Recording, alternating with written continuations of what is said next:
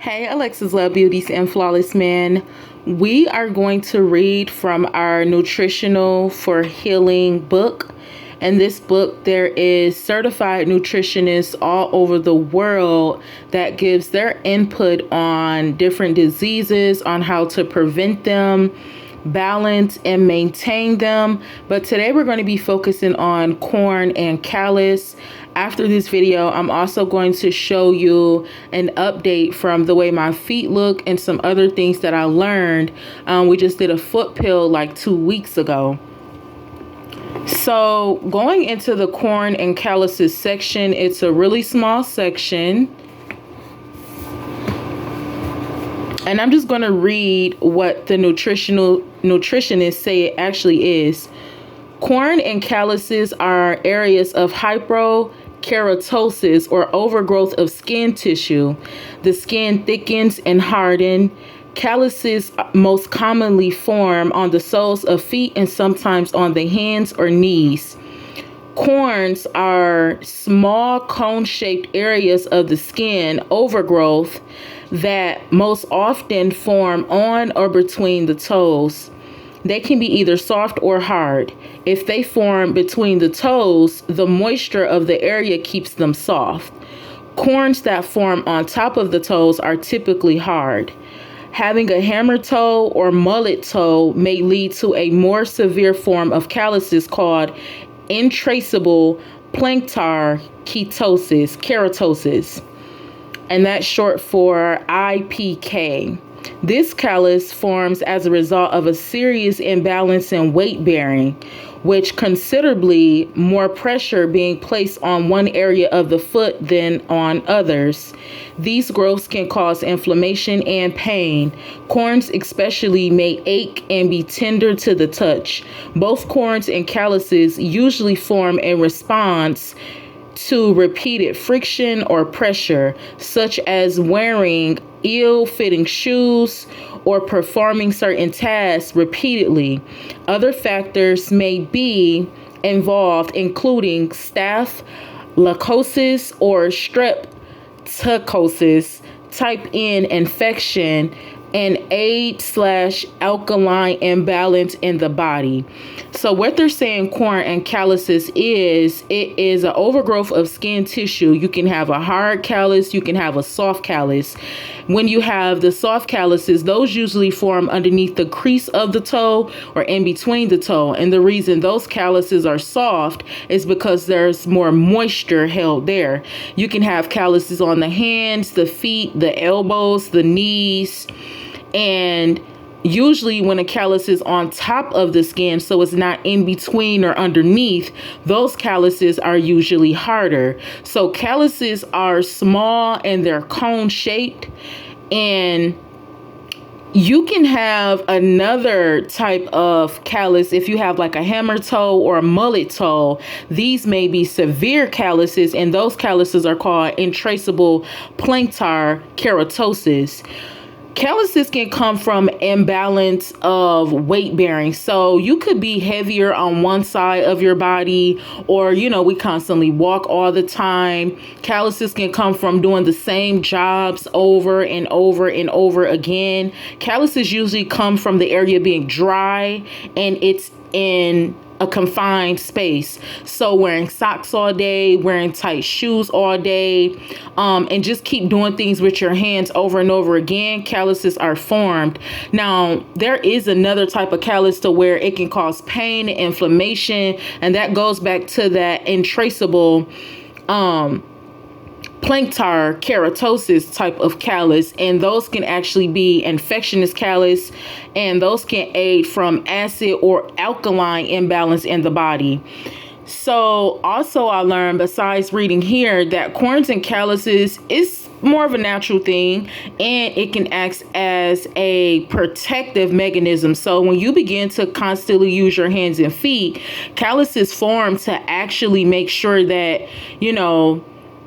you don't injure yourself, or it forms to protect you. So also I learned that like when we're in the water for a long time, if you're in a pool for a long time and your feet begins to get wrinkled, I also learned that that is kind of like our natural grip mechanism. So when we're in water for a long time and our feet begin to turn white and we get those lines, that actually helps us grip and stay in the water longer if we needed to. So corns and calluses is not necessarily a bad thing. It just depends on if it's regular or if it's an intraceable plantar keratosis callus, which could be infectious.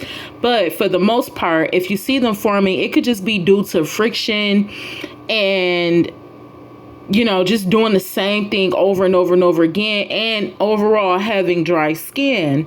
So they said some herbs you can use, alternate applications of alcohol-free golden seal extract and tea tree oil to help keep down the infection and speed up the healing. I'm not sure what golden seal extract is, but I am familiar with tea tree oil. These oils, I know the tea tree oil prevents infection. So tea tree oil actually prevents you from getting any type of bacteria or infection. So tea tree is really good in healing the skin and protecting the skin. So they said you can use that tea tree oil and put that on, the corns and calluses as well. Tea tree is very powerful, and sometimes it can irritate certain body parts. So I would advise to mix tea tree with olive oil. Olive oil is a really good oil, and olive oil is actually good for the skin as well. So they said for some recommendations, you can consume raw vegetables and fruits, juices for 3 days to aid in balancing the acidity, alkalinity of your system. And they have some type of Japanese salt plum, which can quickly balance the body's pH as well. These are available at health food stores and Asian markets. Take one every 3 hours for 2 days. So if we don't have access to all of those things, I know alkaline water is really, really good for balancing out the acid in your body. When you do get alkaline water, you want to make sure that you get that in glass, so you can get that from your Whole Food store. So alkaline is really good for balancing out your body's pH in general. So that might be another simpler way to go. And just make sure you consume more raw fruits and vegetables as well. That all helps to balance out the alkaline in your body. They also said avoid fried foods, meat, caffeine, sugar, and highly processed foods. To treat corns and calluses, soften the thickened skin by adding 2 tablespoons of Dr. Bronner's liquid soap or a mild dish soap and a half a gallon of warm water. Soak your feet in this mixture for 15 minutes.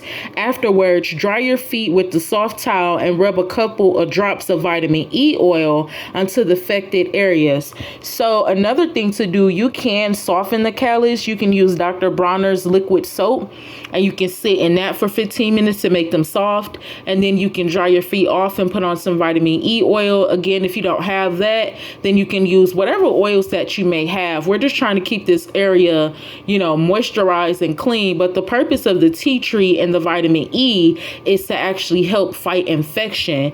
That way, if you had a callus buildup for a long time, it doesn't become infected or, inflamed. So that's the purpose of the tea tree and the vitamin E. But if you don't have access to those things, I would say use a simple coconut oil, grapeseed oil, olive oil, or whatever oil that you may have to keep the area moisturized so it's not so dry and causing friction. Then using a pumice stone or special callus file, gently found down the top layer of the corn or the callus. I'm going to recommend the pumice stone. That's what we've been talking about this entire time. We know that the pumice stone is a mild exfoliant, and the pumice stone is made up of volcanic ash. So when a volcano erupts and the ash touch the waters, it then creates that stone. And volcanic ash is really, really good for skin. It helps to make the skin soft and beautiful and youthful. So you can find pumice in a pumice powder. You can find it in a stone, but for the purpose of corns and calluses, I would say get the pumice stone. You can get it from the dollar store for $1.25. Also, I say to not cross-contaminate. I would say to get one for your hands and then get a separate one for your feet. Those are good to use for like a month, I would say. Sometimes I just rinse them off, but again, you're removing dead skin and calluses, so it'll also be better to, soak them in apple cider vinegar to remove some of the whatever it may be, some of the dirt, some of the skin from them as well, so you can use it longer. And a pumice stone is double-sided as well, so they last for a very long time. When we start going into nail shops and we start talking about filing down your feet, look for a special callus file. You want to look that up if you want a filer. The cheese graters that's being used in the nail shop, can cause infections as well.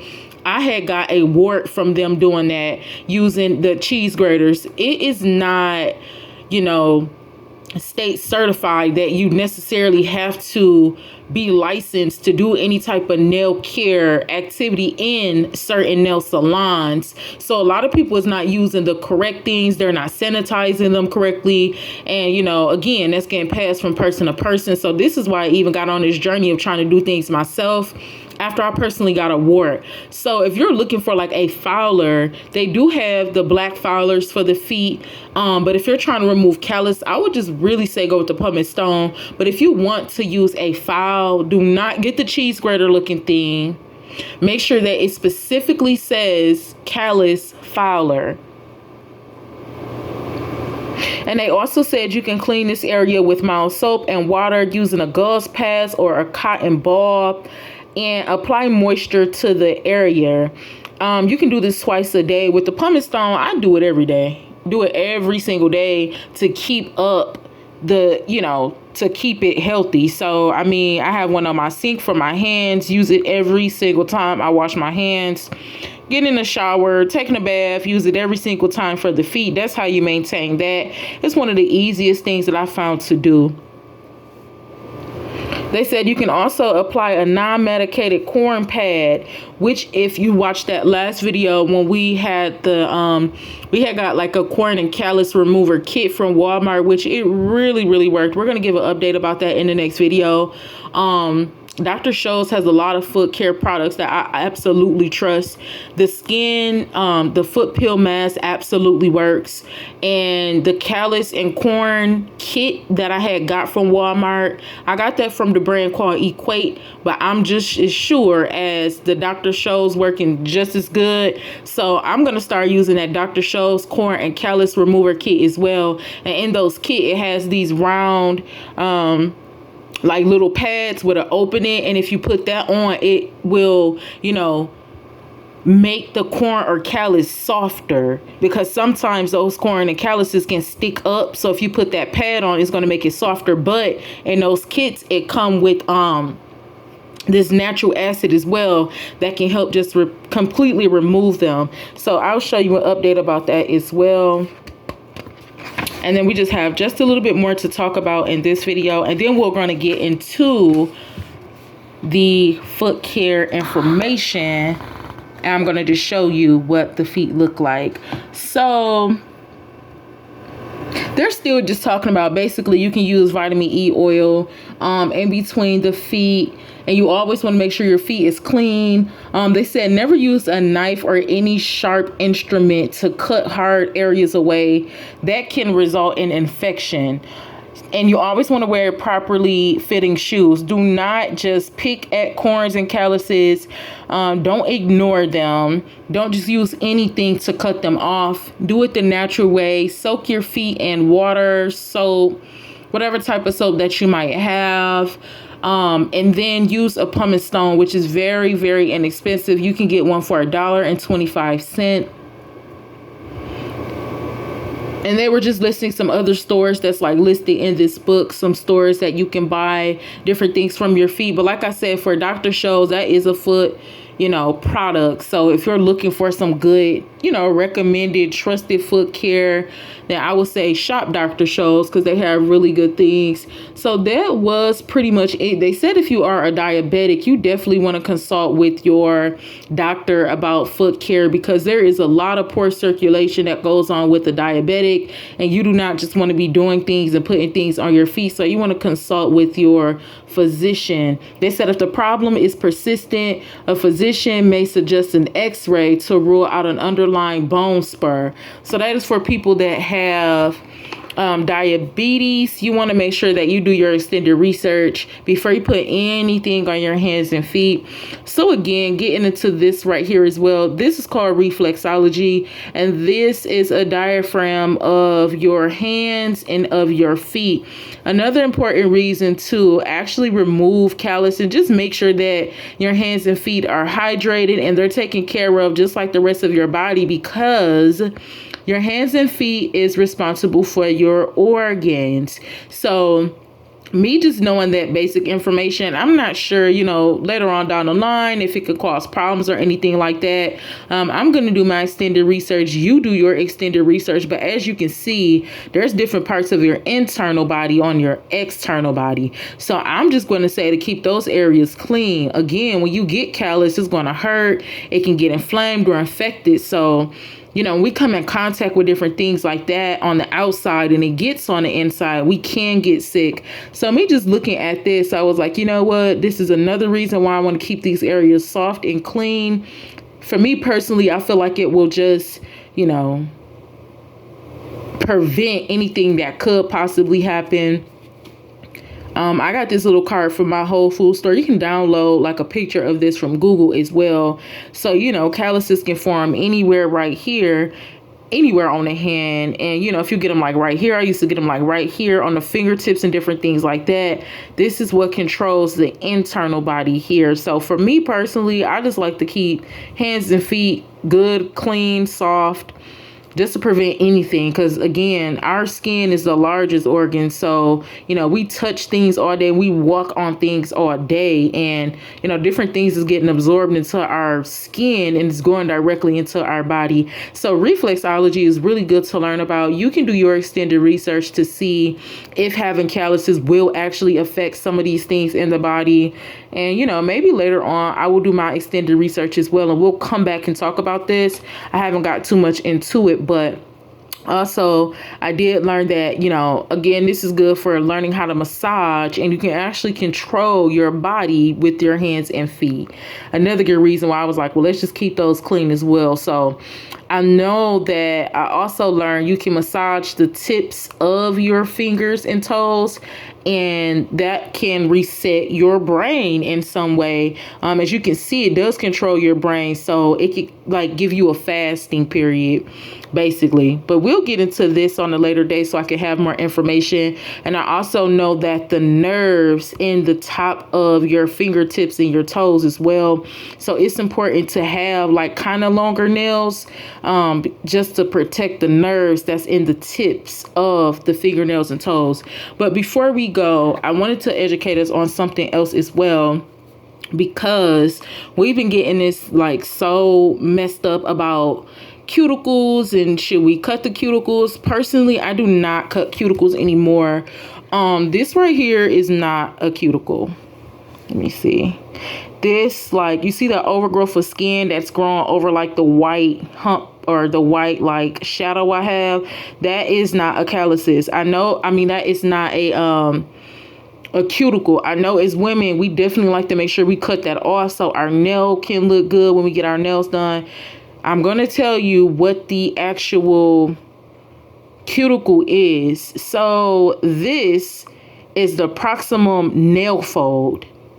So that little skin I was showing you right here, that's the proximus nail fold. You do not want to keep cutting at that. That's another easy way to infect your fingers and your body in general. And then when you're cutting that off and you're getting acrylic and all of those different things, somewhere down the line, those things is affecting our health. So, and we do it all the time, every 2 weeks and different things like that. I recommend just the calcium nail polish when you take a break from getting the nails. That way you can have something that's good for the body. But cutting off that proximal nail fold and then putting on different things is not healthy at all. That can get infected. The cuticle is dead skin. That's it. And it's so crazy that I was just scrolling on YouTube and there was some, professionals that was saying that, don't cut the cuticle. And they were referring to the proximal nail fold as well. That is crazy. This is a cuticle. So the cuticle is literally dead skin. So this is where we get our we need cuticle oil to prevent dead skin. So I don't really have any cuticles right now. I have like a little bit of nail polish on still. But in general, the cuticle, it will be like, you'll see it build up. So it's not this. Let me see if I can point something out real quick. So your cuticle, let's see. Trying to get it to focus. This skin is not the cuticle. This should never be cut. Now, if it overgrows a little bit more, what I like to do is just, I'll kind of slightly file it, but I do not cut it off. A cuticle is going to grow a little bit over the nail, and it's going to be dead skin just piled up right here, and it's going to look dry. That is a cuticle. So when you go and get your nails done, or if you're doing them yourself, that is what you want to remove, just the cuticle part right there. You never want to remove the proximal nail fold, because that's how you can get infected as well. I also learned that removing that is just another way how it gets infected. So the way that the body works, the body creates things to protect us. This skin is here to protect us. So when you're putting on that cuticle oil, you're literally trying to protect this skin right here. Just like any other part in your body, you want to make sure it's moisturized. You want to make sure that you're using things to prevent infection and any type of just buildup in general. So please, let's not cut that skin off. If anything, if you wanted to look nice, just file it down a little bit. I like to just file it when I file my nail down, but I don't completely cut it off anymore. Your cuticle is going to be like, it's just going to be dead skin, like right here, and you will see it. And it might actually go off into the corners, like right here. That is the cuticle. So be careful with removing that skin. Also, when you're doing things for your hands and feet, you want to make sure you're using something different for the hands, something different from the feet, so you just don't cross-contaminate.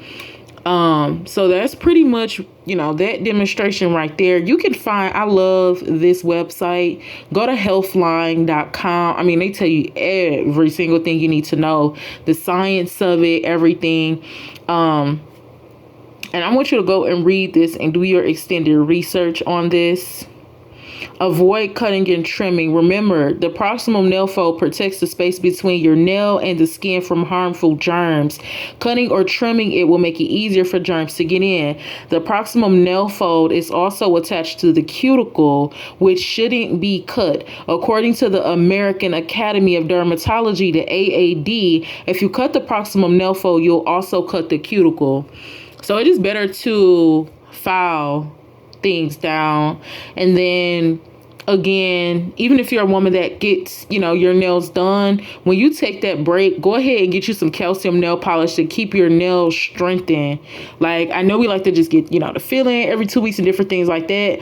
If you're a woman that get your nails done, you can still do these hand and foot care routines that we've been talking about on this channel, because when you have your nails done, you still, you have access to your skin. So you could still, with a full set turn up, you could still do the pumice stone and different things like that to make sure you have the softest hands and feet on earth as well. But when you get your nails done, they do not have to cut that off. And again, there's many professionals that went to school for that. There's some things that they do not teach you in school. This is why it's so important to do our extended research. Like, you can read, you can do different things, but your information, you do have to be willing to outsource information as well. So you can go to school for different things, but there's things that you're going to learn outside of school, as we just learned. So it is okay if you want to be more healthier. It's okay to tell them people, like, you ain't even got to cut that off. Just put the nail on.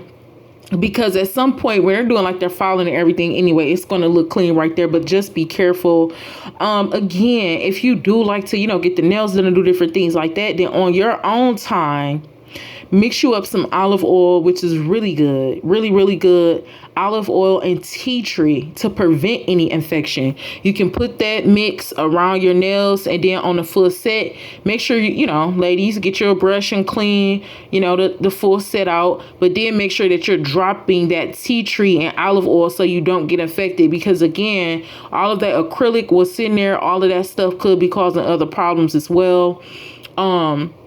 we use stuff in small amounts, but it be later on in life where different things begin to happen. So listen, honey, in the full set, that's on period, but just mix you some olive oil and tea tree.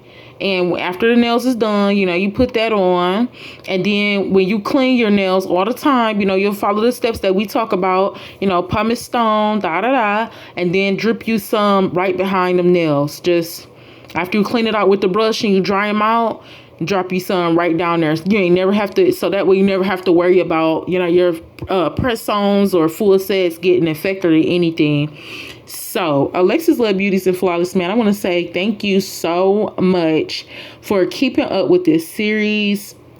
Again, even men, it's not no whole thing about, oh, men, men even have thicker skin than women, so it's important for you to take care of your hands and feet as well. Men can have soft hands, a lot of women probably won't tell you, but a lot, women prefer for men to be and look and feel just as good as they do. So men, don't feel away. You have to do no polish or nothing. Y'all know how they get out here.